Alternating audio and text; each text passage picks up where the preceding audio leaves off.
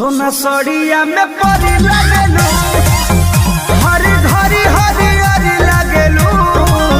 सोना सड़िया में परी लगेलू, काला किसिया के जोड़ा नहीं थे, जले वाला मारा परी लगेलू। खट्टा मीठा रस भरी लगेलू, सोना सड़िया में परी लगेलू।